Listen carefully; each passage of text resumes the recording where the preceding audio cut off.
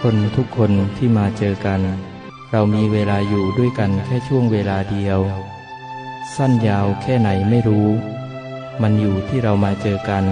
เพื่อเป็นของขวัญเพื่อเป็นบทเรียนเพื่อเป็นการลงโทษหรือเพื่อเป็นเจ้ากรรมนายเวรของกันและกันอะไรไม่สบายใจหยุดคิดเถิดอะไรมันจะเกิดก็อย่าไปฝืนมันเอาไว้อะไรมันขัดตาก็ทำเป็นว่ามองไม่เห็นมันไปอะไรที่หนักใจก็อย่าไปคิดมากกับมันอะไรที่ปวดหัวไกลตัวก็ปล่อยผ่านอะไรที่เบิกบานให้เก็บไว้ใจสุขสันต์อะไรที่ทุกข์ใจก็ปล่อยไปอย่ายึดติดกับมัน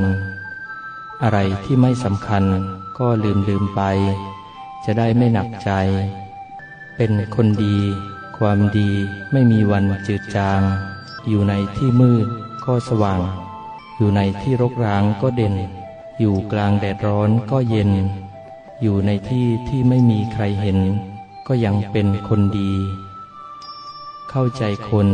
จะได้บริวารเข้าใจงานจะได้ผลสำฤทธิ์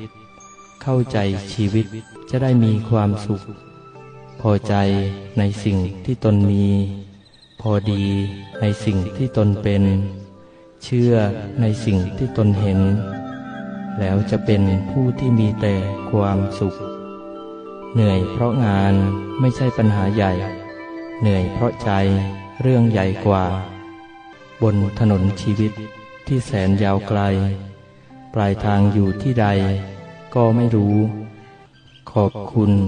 คำว่าร้ายที่ทำให้รู้ว่าเรายังมีดีให้คนอิจฉาขอบคุณคำนินทาที่ทำให้รู้ว่ายังมีคนสนใจในตัวเราขอบคุณคำโกหก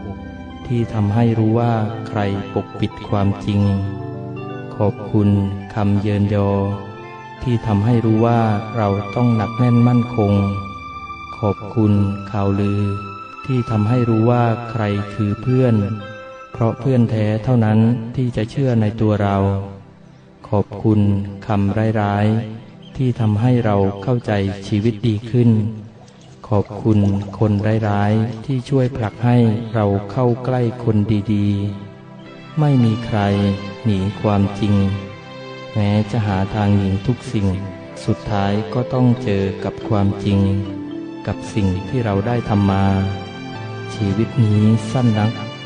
ลืมให้ไว